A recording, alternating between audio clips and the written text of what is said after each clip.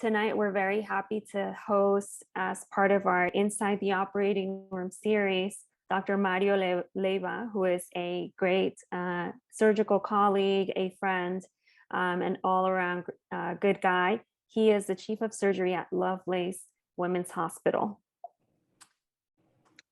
Thank you for having me. I'm sorry about the technical difficulties there, but I'm happy to be here. Really excited, actually. Yes, thank you. We are excited to offer this as part of our Inside the Operating Room series on behalf of the Latino Surgical Society. The Latino Surgical Society was established to cultivate, nurture, and support the advancement of Latinos in surgery. We do invite you to check out our website, www.latinosurgicalsociety.org, and find us on all our social media, Facebook, Instagram, Twitter, and LinkedIn at Latino Surgery. And with that, it is my tremendous pleasure to introduce Dr. Mario Leyba. He is a board-certified general surgeon and chief of surgery at Lovelace Women's Hospital. He graduated magna cum laude from New Mexico Highlands University with a degree in biology and chemistry. He then earned his medical degree from the University of New Mexico School of Medicine. After that, Dr. Leyba completed his surgical residency at Good Samaritan Hospital in Phoenix. It's a level 1 trauma center in Phoenix, Arizona, and that's actually where we met. Prior to joining Lovelace Medical Group, Dr. Leyba was chief of surgery and lead wound care physician at Alta Vista Regional Hospital in Las Vegas, New Mexico. So without further ado, Dr. Leyba, welcome. Hey, everyone. Thank you for having me. Very excited to be here. We're very happy to have you join us. I'd like to start just talking about your background. I know I just gave a lot of background about you, but tell us about the real you. Where do you come from? How did you choose a career in medicine, and why did you choose a career in surgery? Yes. Well, I was born and raised in New Mexico. If you've ever been to New Mexico, you got Albuquerque, you got Santa Fe, and then you got a bunch of little small towns. Well, one of the small towns is where I grew up. 5 miles out of that little small town, out in the boonies and the ranch and the farmland, that's where I grew up, and that's where I spend most of my days. I had no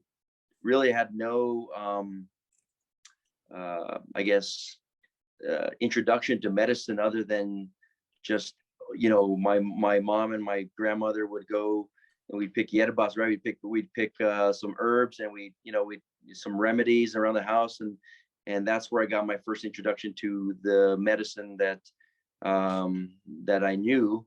I had no idea of surgery. I didn't know anything about surgery, and that just kind of came as I progressed down my career, but it just kind of fell into my lap. I would say that my first inclination to actual medicine was through my grandmother, right? Picking those yerbas and doing that stuff. But the actual surgery, my parents really had, they didn't have any knowledge. They hadn't graduated high school. So I was really the first one in my family to progress to college. And, as many of us are, you had to find your way, however that was. So after I finished my high school, and I was fortunate enough to graduate from this really small town, but it had some really good teachers. I chose 5 or 6 friends that we kind of stuck together, and one of them was a Rhodes Scholar, and one of them is a lawyer from Northwestern. And so even leaving this small town, we still had good friends that you could rely on. And I think that was key to my success early on in my career, to guide me in the right direction. As many of us know, you can easily slip off into the side somewhere, and it's hard to recover from that. So I've had a lot of good opportunities that I would like to say was blessed to have, and I took those opportunities along with some mistakes along the way, but that's just kind of life. Yeah, and I think that's definitely something that a lot of us can relate to. Tell me a little bit more about that, in terms of being the first one in your family, and being, sort of responsible, right, to navigate this whole system by yourself. Were there any role models or any mentors throughout your pre-med, your medical school, that really helped guide your path? So I guess you have certain things that happen in your life throughout things. And one of the big things was kind of in high school, I had a teacher that kind of believed in me. And there was actually a program called Upward Bound. I don't know if you're familiar with it. Upward Bound was a program in New Mexico. It's one of the TRIO programs. So Upward Bound was a program where they took students from high schools that were kind of at risk for maybe not going to college, right? Not having that opportunity. So I got into this program, and it was just such a good blessing. You go every Saturday, you'd go and you do extra classes. You do science, you do math, you do English. They took you out of the little small town, and they took you to watch a movie, and I did that for 4 years in high school.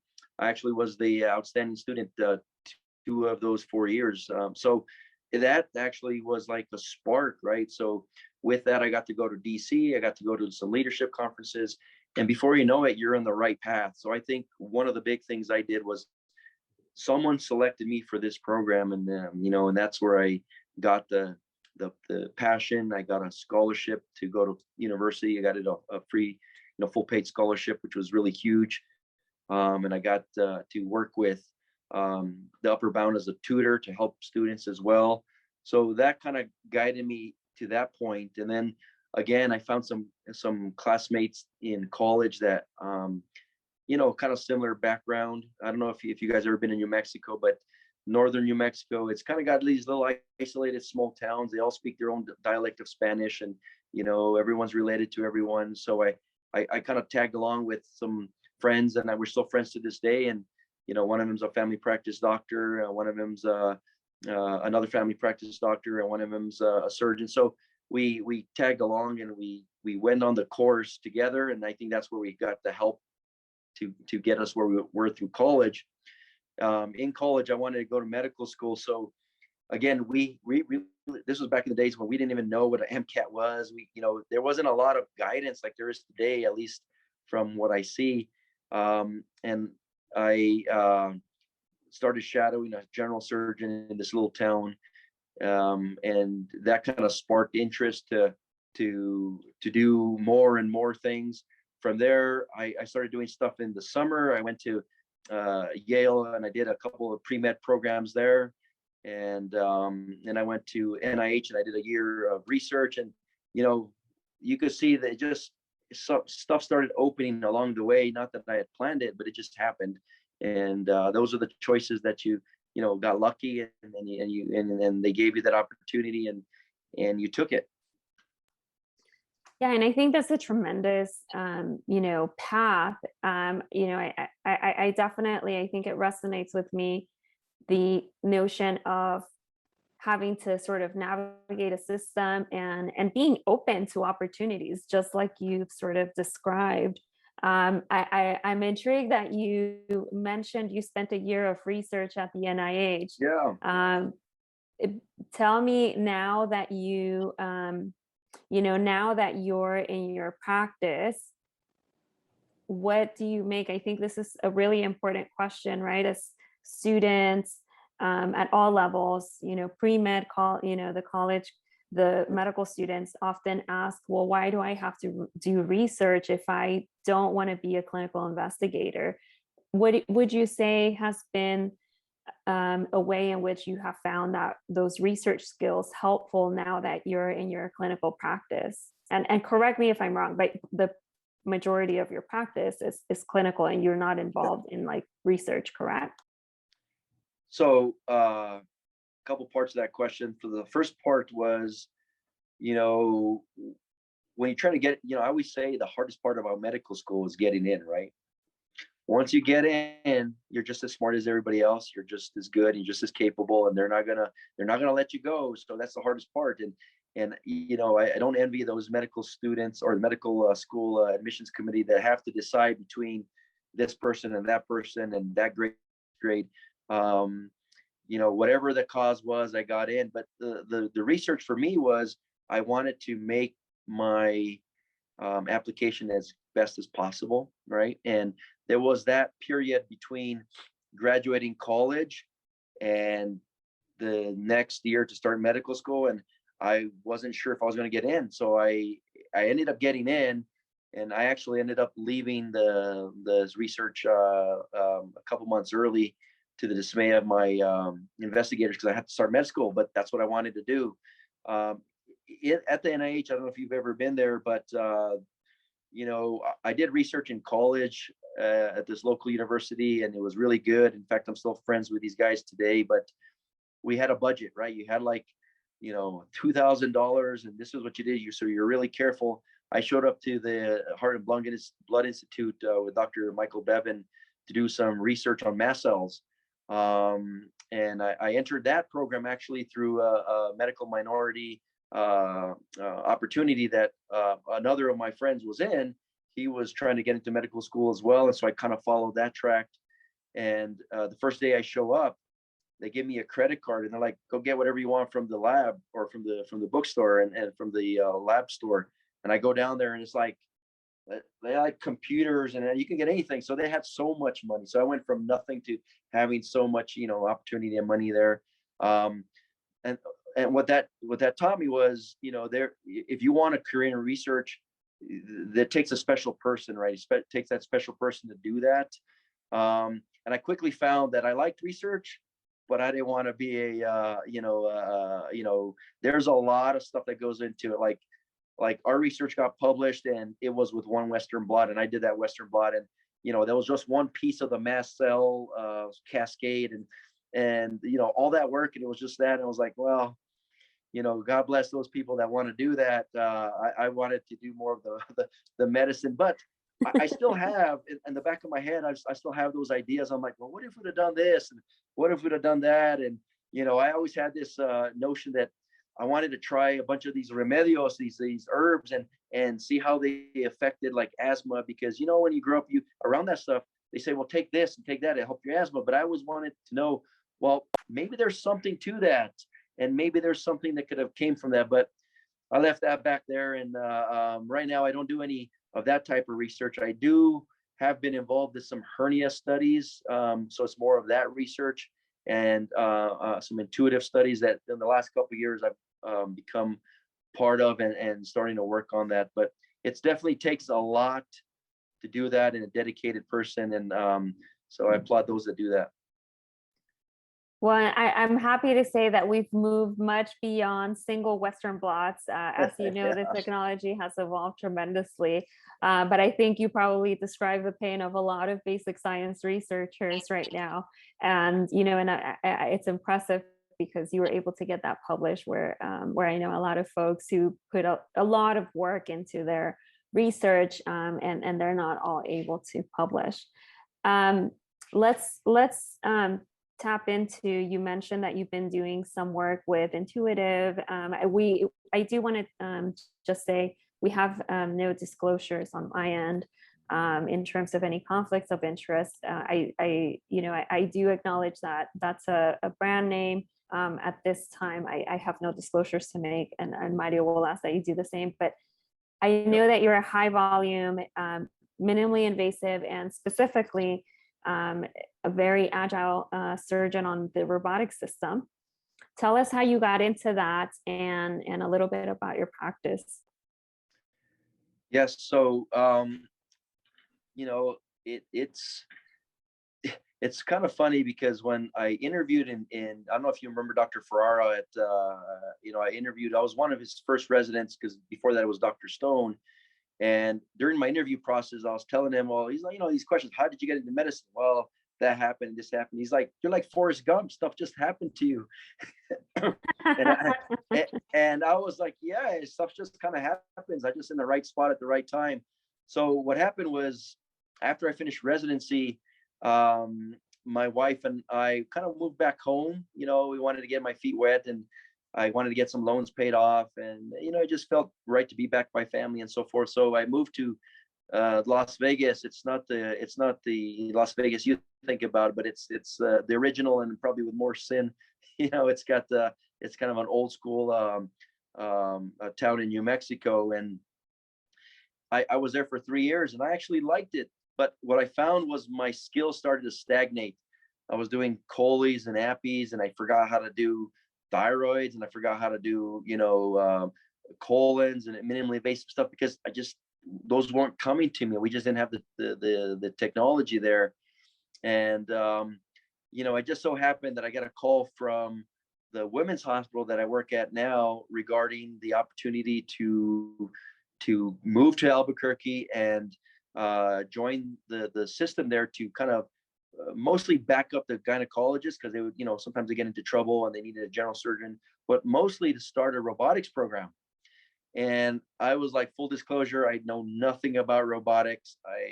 I saw a robot one time in Phoenix, and I didn't know anything about it. And full disclosure on Intuitive, I am a proctor, I am a speaker, I do case obs, so I do a lot of stuff for Intuitive. But that's basically how I've revolved my practice around, was taking that first steps. In fact, I was the first one in New Mexico in general surgery to do robotics, and it wasn't all peaches and cream. Early on, I got a lot of genios, a lot of I would say dismay of, why are you doing robotics? We don't need robotics. We do open, we do laparoscopic. And in fact, I'm going to say this. I remember a meeting we had when I was probably a year into robotics, where I had done maybe about 40 cases, and I was still not sure if this was going to work out for me.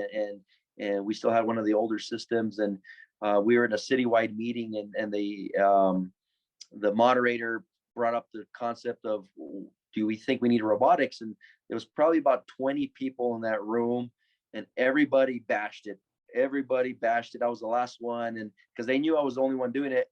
And and I thought about it, and my response was, I picked up my phone. It was an iPhone 3 probably, and I'm like, you see this technology, this thing right here, a year ago, you couldn't imagine what this could do now. Imagine in 5 years or 10 years.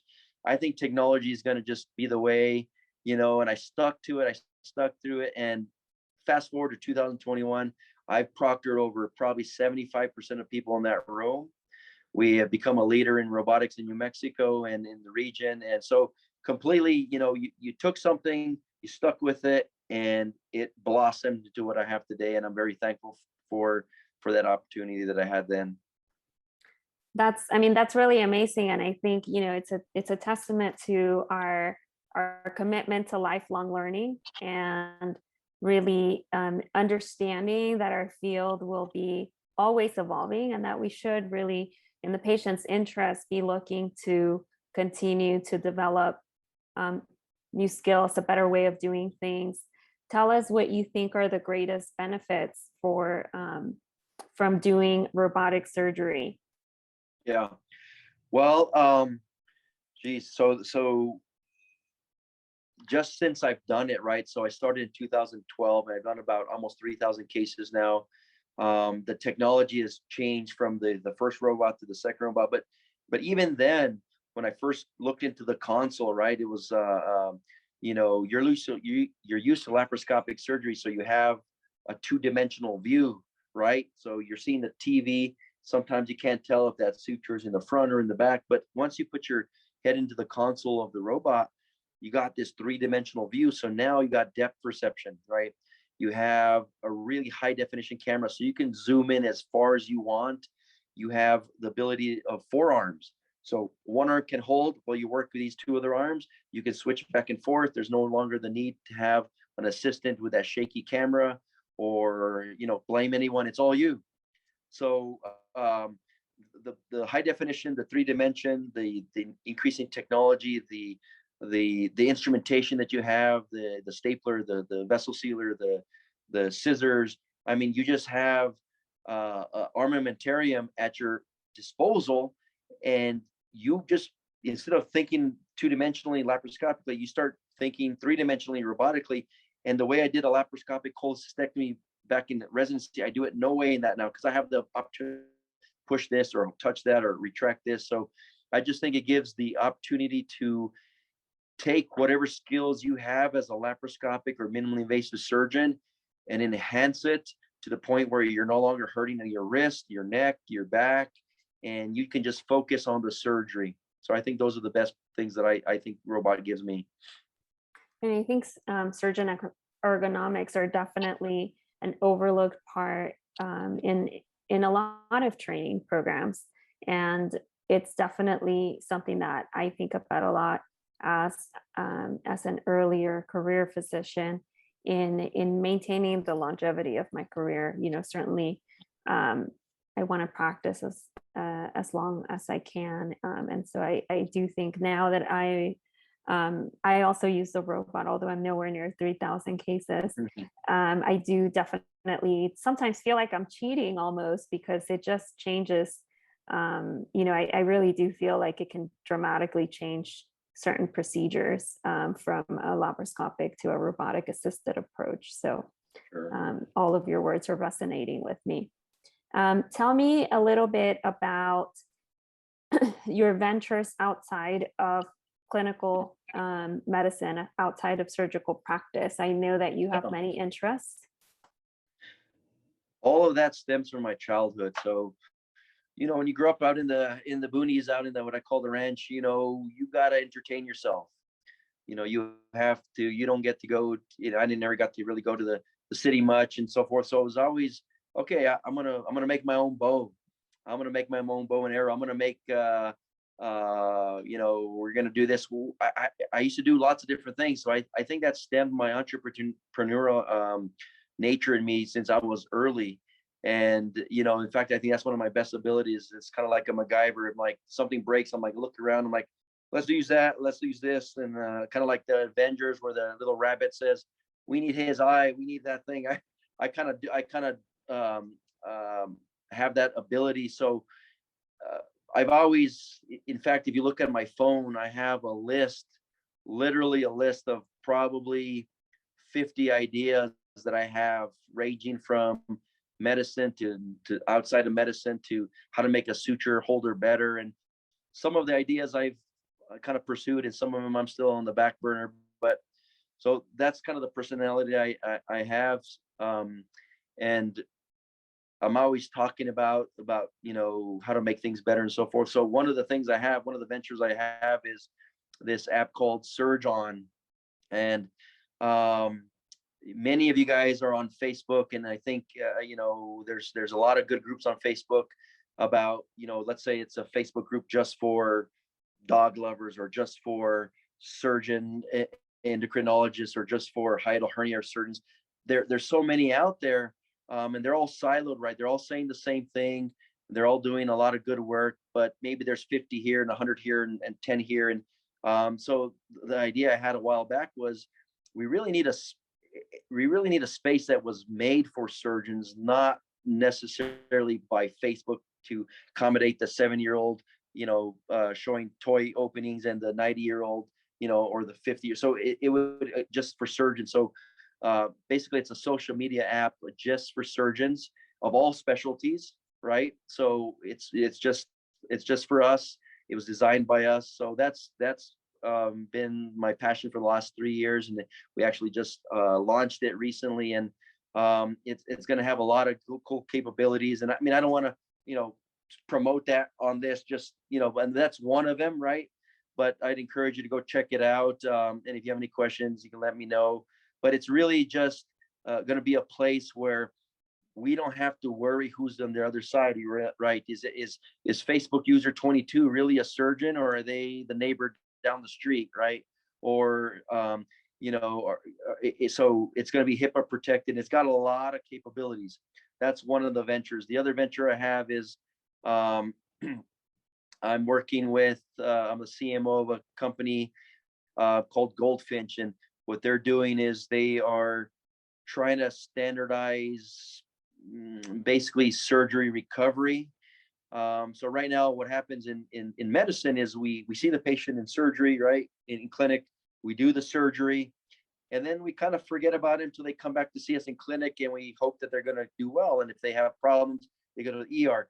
What Goldfinch does is it actually has a nurse navigator that guides them through the entire process.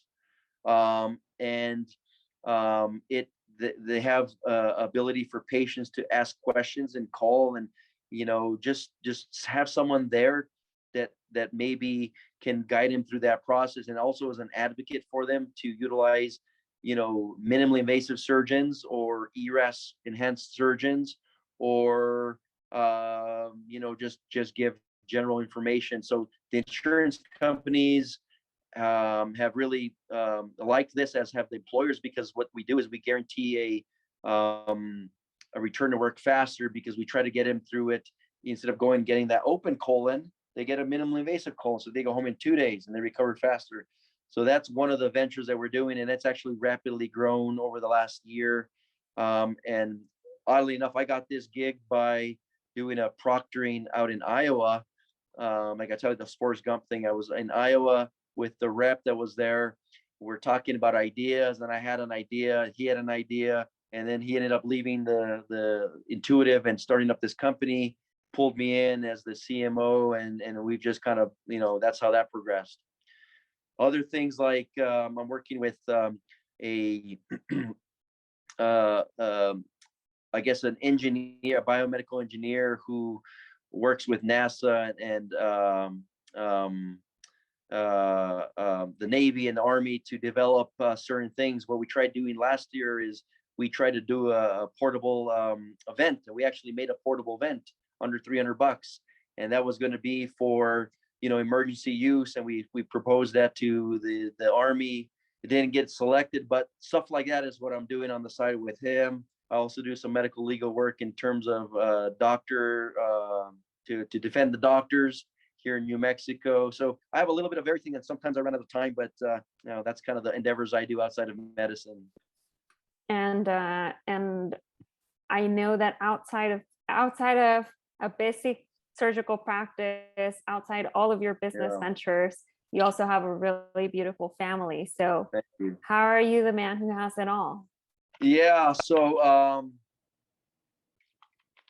I'm very fortunate to be in the right practice for me. I'm all elective surgery, so I don't have any forced call that I have to take X amount of time for call. So pretty much my practice is 8 to 5, and I have 3 PAs that work with me and my partner. So we have a lot of help. So it gives me the opportunity to get home and do that stuff. Now I do take some call because I got to pay for things and do stuff but by and large, that's by choice and not necessity, in terms of being forced to do that. So I get home, and when I get home, I try to leave work at home or at work, and I try to spend time with the family. I do things with my family. I just recently started learning how to fly. So my son, who's 15, and my wife and I are doing flight lessons. So we go every Sunday and we do flight lessons to learn to fly. So have you ever seen that movie Up, with that cartoon Up? You know that old guy? That's my instructor. I love that movie. Just like him. He looks just like him. He has so many years of experience, and he's kind of like one of those cowboys in surgery that you kind of let you do whatever. Well, he's a cowboy in airplane, and he kind of lets you do whatever. And sometimes I'm like, are you sure I'm supposed to be doing this? But I'm about four flights in. Last week I just landed the first time by myself with him. It was not the smoothest of landings, but just like anything, it's a learning process. And so I do stuff like that as much as I can. Obviously, I wish I didn't have to work at all, but maybe some side adventures that I got going on will lead to that someday. But right now, I'm still just like everybody else. Go to work, come home, try to enjoy the family before you got to go to work again. Yeah, for sure.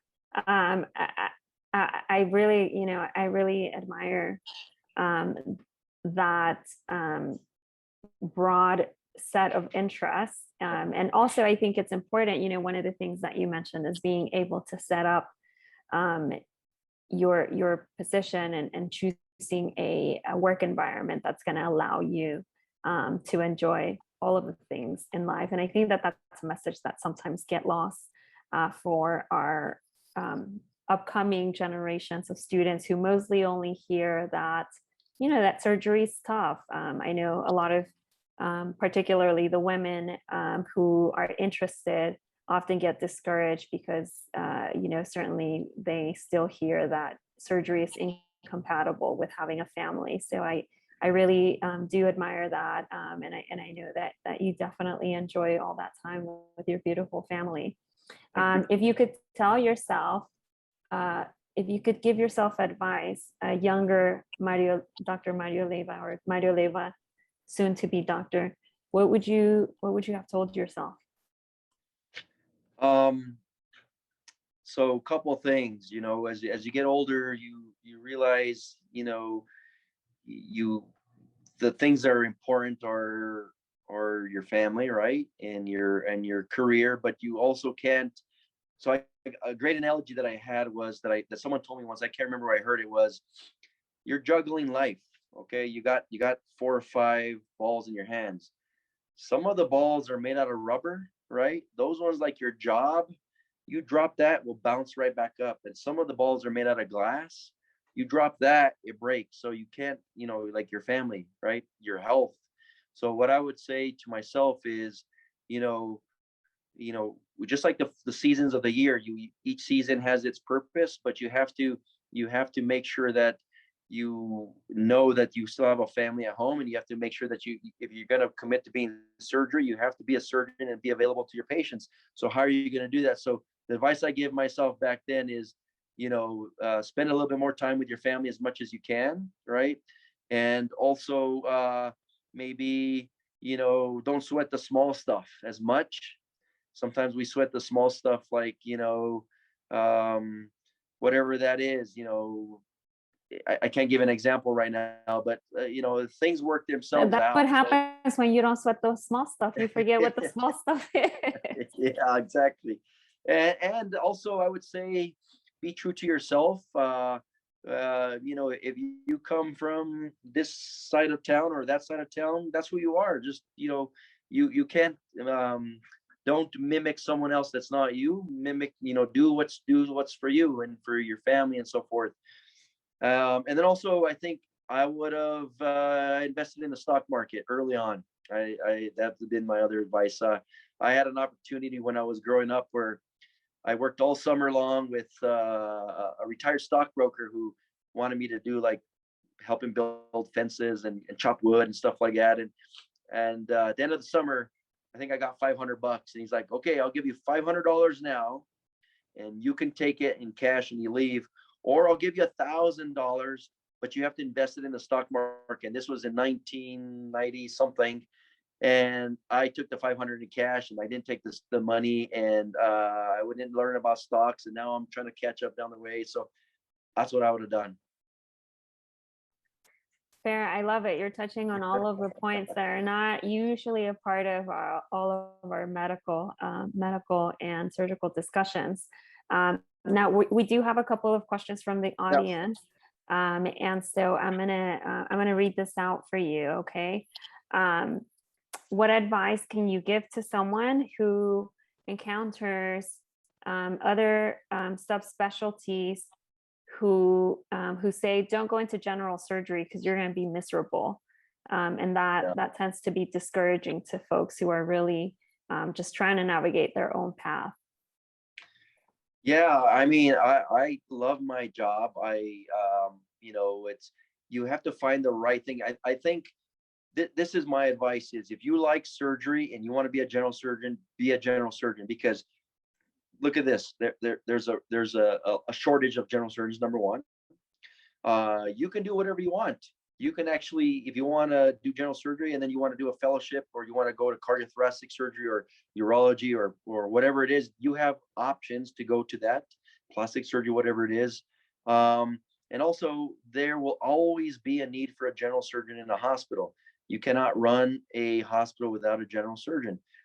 So all those are what I see. Now, in terms of being miserable and so forth, You know, you go into a field that you don't like, you just did it because you thought it was going to be good. That's going to be miserable because you're not going to enjoy it. You're not going to be, you know, you're going to have done it because of money or because of X, Y, and Z. And at the end of the day, you really have to live with your decision. And it's a long path. It's a long career. So I would say choose what you want to do, not what someone else wants to do. And, you know, look at the future.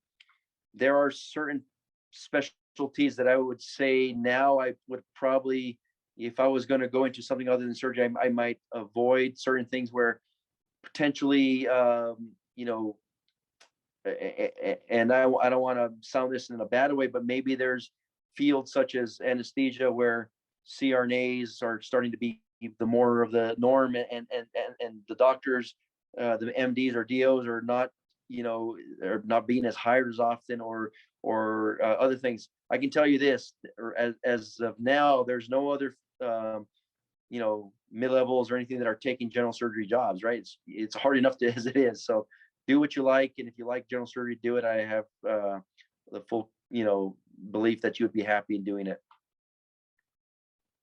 No, that's great advice. And I think, you know, it goes right in line with what you were saying about being true to yourself. What advice would you have for someone who's interested in rural surgery and being, you know, I think I have been to New Mexico, but you know, I would say I'm not sure if what I'm in, you know, where I visited and what I imagine if you would consider your practice rural surgery. What advice would you have? I actually, I went from rural to robot. I was in a small town of 14,000 people. I was the only general surgeon in the town. And there's a lot of good things that happen. You know, you gain the trust of the small town people, your hometown and so forth. And you see people at Walmart, and they, you know, so you are well respected in the community, very, very, very much so. There are also some challenges living in a small town, right? Your skill set, you have to decide what you're going to keep and what you're going to send out.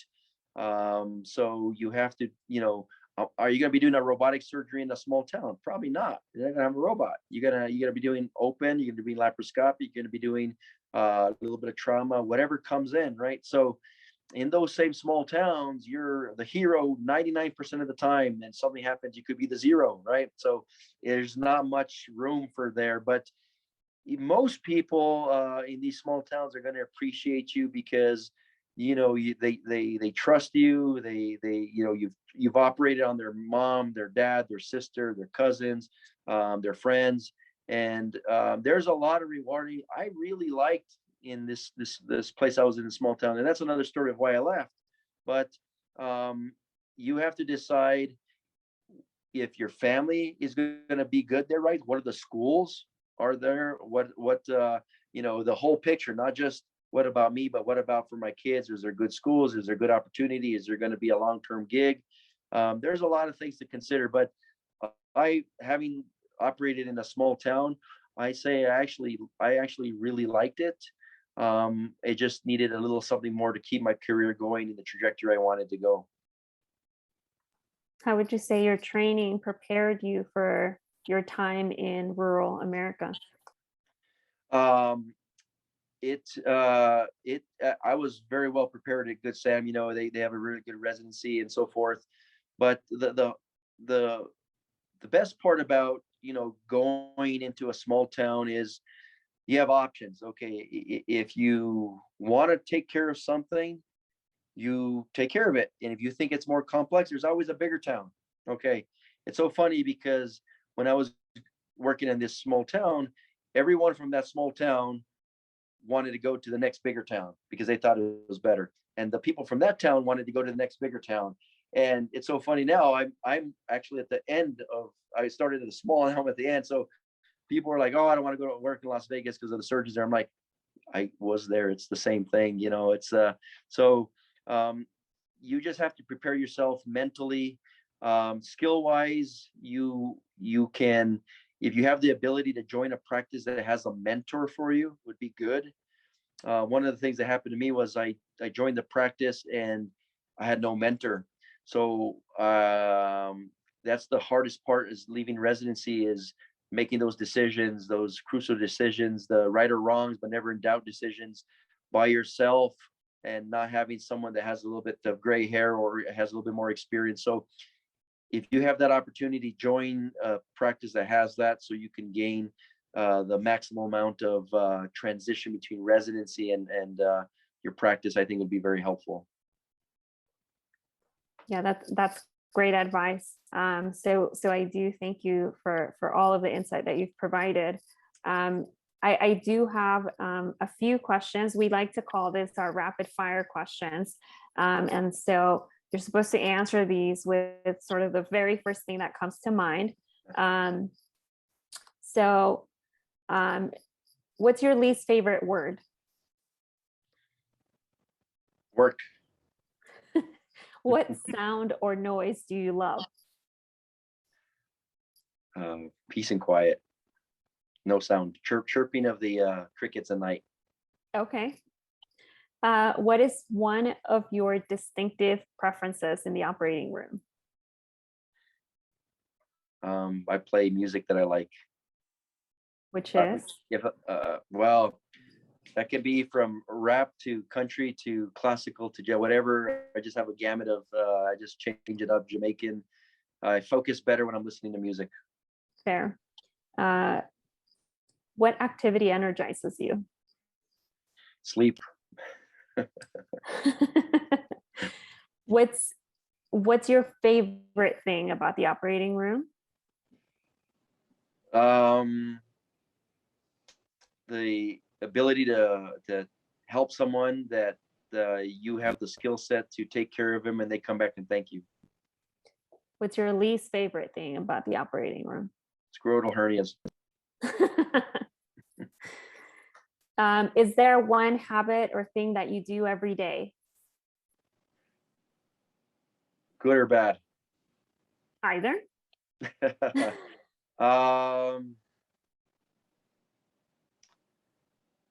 Kiss my family goodbye.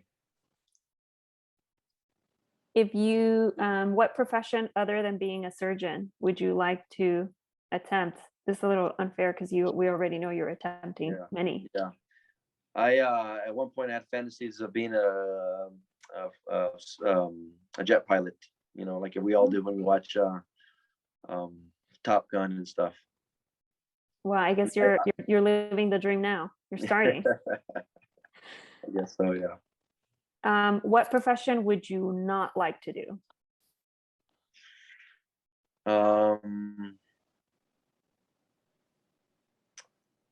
Something where I'm in clinic all day. In clinic all day, it sounds lovely. What's the best gift that you've ever received? Real life advice on you know, common problems that we run into, and when you stumble and stuff. Yeah, and those pearls of wisdom are definitely just priceless. Right. And so there's definitely a lot to be said for that. I want to be respectful of our audience's time, and you know, and I thank you tremendously, Dr. Leyba, for joining us on tonight's installment of Inside the Operating Room. I want to thank all of our participants who have tuned in this evening. If you're interested in learning more about our organization or becoming a member, you can find us at Latino Surgical Society.org and on various social media channels at Latino Surgery. The recording of this webinar will be made available on our YouTube channel, and you can go there to find this and prior episodes of Inside the Operating Room. Buenas noches a todos. Thank you for having me.